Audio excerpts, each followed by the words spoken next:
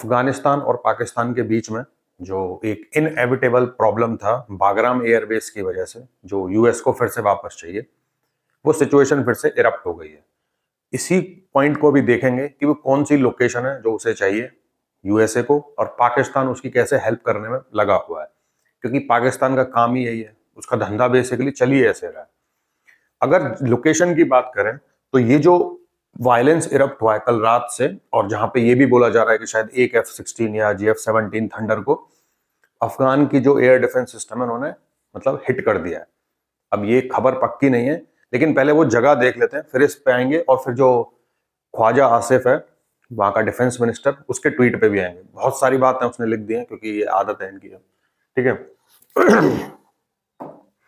ये वो जगह है जहां पे ये सब चल रहा है, जहां पे अब बागराम एयरबेस, काबुल और पूरा का पूरा जो डूरांड लाइन है वहां पे ये सिचुएशन क्रिएट हुई है।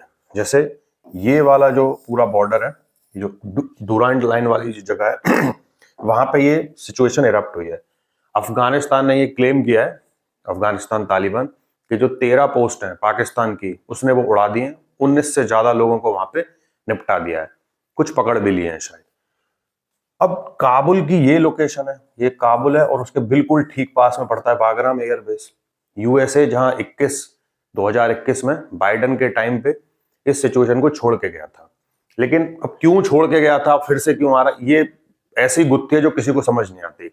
लेकिन क्योंकि ये पूरा जो सेंट्रल एशियन रीजन है उसको कंट्रोल करने के लिए अफगानिस्तान सबसे इंपॉर्टेंट टेरिटरी बन जाती है, कि यूएस के जाने से जैसे ये लोकेशन या ये जो एरिना ओपन अप होगा तो चाइना इधर से आएगा, रशिया इधर से आएगा। ठीक है, क्योंकि सेंट्रल एशिया को कंट्रोल में रखने के लिए ये टेरिटरी बहुत इंपॉर्टेंट है।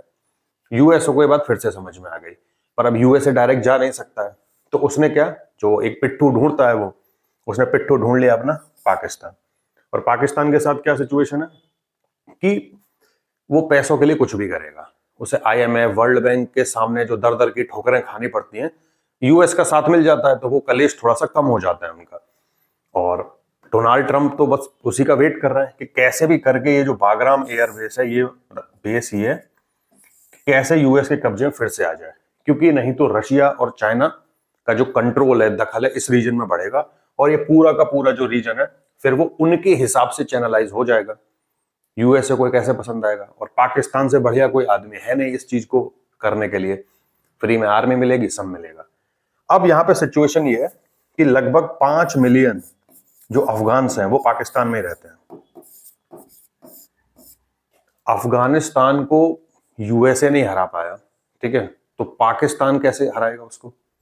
टेक्निकली जो इक्विपमेंट है, जेट है, टेक्नोलॉजी में एडवांसमेंट है, पाकिस्तान की बहुत सुपीरियर है, वो टेरेन को भी बहुत अच्छे से जानते हैं। लेकिन वो अफगानिस्तानियों के खिलाफ वो भूल कर रहे हैं कि अफगानिस्तानी जो तालिबानी लोग हैं वहां के अफगानी, वो किसी से नहीं हारते। अगर यही 5 मिलियन लोग, जो 5 मिलियन लोग हैं, अगर ये विद इन पाकिस्तान कोई सुसाइड बॉम्बिंग स्टार्ट करवा दें, कुछ भी करवा दें, तो इनके हर गली में यही नौटंकी होगी। पाकिस्तान को इस पूरे सिचुएशन के लिए हो सकता है बहुत बड़ी प्राइस पे करनी पड़ जाए, लेकिन उसके पास अब कोई चारा नहीं है, जाए तो जाए कहां, किसके पास जाए। तो पाकिस्तान क्या कोशिश कर सकता है वो ये है कि भाई, क्योंकि ये बिल्कुल जो पाकिस्तान और अफगानिस्तान की जो टेरिटरी है ये बिल्कुल आसपास पड़ती है, यहाँ पे देखो, ठीक है, ये वाला जो पूरा बॉर्डर है बिल्कुल पास में पड़ता है। अब एक काम तो ये है कि वो काबुल को बॉम्बिंग करने लगा था, ताकि एक कोई रूट डेवलप करें और बागराम एयरबेस तक पहुंच जाए, और कब्जा करके उसे डोनाल्ड ट्रंप के हवाले कर दें। ठीक है, तो ये सिचुएशन है जो अभी बॉर्डर पे चल रहा है, और ये क्लैशेस पिछले 2-3 बार से हम देख रहे थे कि अभी बिल्कुल थोड़े दिन पहले 70 लोगों के डेथ हो गई थी अफगानिस्तान में, उससे पहले 30-35 लोग मारे गए थे नवंबर में। तो ये सिचुएशन लगातार वोलेटाइल हो रही है इस पूरे के पूरे रीजन में। जो ख्वाजा आसिफ है उसका जो ट्वीट था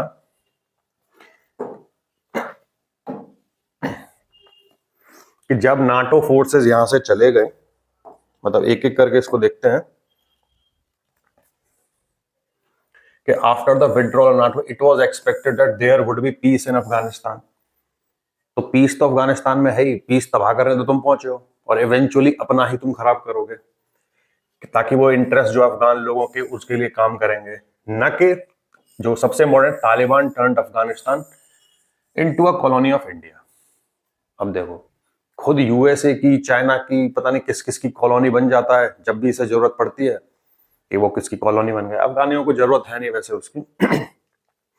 और इन्होंने, तालिबान ने क्या किया, सारे गैदर कर लिए हैं टेररिस्ट पूरे दुनिया से और एक्सपोर्ट कर रहे हैं टेररिज्म। मतलब इससे भयंकर आयरनी मतलब कुछ नहीं हो सकती। मतलब जो एमईए है हमारे एस जयशंकर, वो तो बोलते हैं कि ये पाकिस्तान नहीं, दिस इज टेररिस्तान। वो अफगानिस्तान के लिए बोल रहे हैं कि वो एक्सपोर्ट कर रहा है टेररिज्म को। अब पाकिस्तान से कोई ये पूछे कि तुम्हारा क्या स्टेक है बागराम में, पूरे अफगानिस्तान में, तुम्हारा लेना देना क्या है, पीटे जाओगे तुम और अफगानिस्तान पीटेगा ही तुमको। ठीक है, they snatched away the rights that Islam grants to women. अब वो तो नहीं पता वो कौन से राइट्स मिलते हैं, लेकिन तुम्हारे जैसे जो स्टेट हैं वो कितने राइट देते हैं वुमेन को। ये फिर से मतलब आयरनी डाइड 1000 टाइम्स। पाकिस्तान ने हर वो सिचुएशन करी कि सिचुएशन नॉर्मल है। अरे तो तुम करने क्यों जा रहे हो वहां कुछ, तुम्हारा क्या स्टेक है वहां पे? बस कुछ भीख मिल जाए डोनाल्ड ट्रंप से, इतना ही तो है, इसके अलावा तुम्हारा क्या स्टेक है पाकिस्तान, अफगानिस्तान में?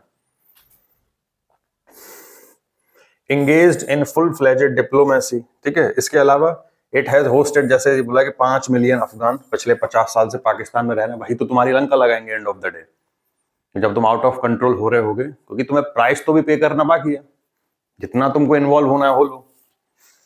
And now it is open war between us and you. Reason क्या है? सिर्फ बागराम, और कोई रीजन नहीं इनके पास, इनका कोई स्टेक भी नहीं है। नाउ इट विल बी दमादम मस्त कलंदर। मैं तो कह रहा हूं पाकिस्तान को एक नौटंकी कंपनी या ड्रामा कंपनी अब स्टार्ट कर ही लेनी चाहिए, बहुत स्कोप है इसमें। वो DGISPR का आपको बयान होगा कि मौज ना कराई तो पैसे वापस। ठीक है, मतलब एक से एक नमूने इनके देश में भरे पड़े हैं। Pakistan army did not come across the seas, क्योंकि नाटो को वही मेडिटरेनियन, यूएस को पूरे 2-2 समंदर लांग के आना पड़ता था। We are your neighbours, we know your ins and outs. तो अफगानिस्तान को भी तो पता है तुम्हारे इन्स एंड आउट्स, तुमको ही क्या पता है? और तुम सिर्फ इस बात पे अगर बल दे रहे हो कि हम डिफेंस में और इसमें हमारे पास लोग बहुत ज्यादा हैं, अफगानी उतने ही भारी पड़ेंगे तुम्हारे ऊपर। और ये आने वाले दिनों में पता चल जाएगा कि पूरी की पूरी सिचुएशन है क्या। तो जो बागराम एयरबेस है, ये जो पूरा सिचुएशन है, ये काफी वोलेटाइल होगा और आने वाले टाइम में बहुत सारे डेवलपमेंट इस पूरे रीजन में होने वाले हैं। और जो मेन मकसद है वो हमें नहीं भूलना है यहाँ पे, मतलब पाकिस्तान को नहीं भूलना है, हम तो मकसद वाले नहीं है खैर, बागराम एयरबेस। क्योंकि रशिया का जो इन्वॉल्वमेंट है, क्योंकि there might be a case जहाँ पे जो अफगानिस्तान तालिबान आर्मी है उसको सपोर्ट भी मिले रशिया से, सोवियत से, उस टाइम पे वो करते ही थे। ठीक है, तो लेट्स सी द सिचुएशन कि बागराम एयरबेस पे अब क्या होता है, और जो भी फ्यूचर डेवलपमेंट्स होंगे उस पर आगे हम वीडियो और बनाएंगे। तो वीडियो आपको पसंद आए तो लाइक शेयर सब्सक्राइब जरूर कर लें।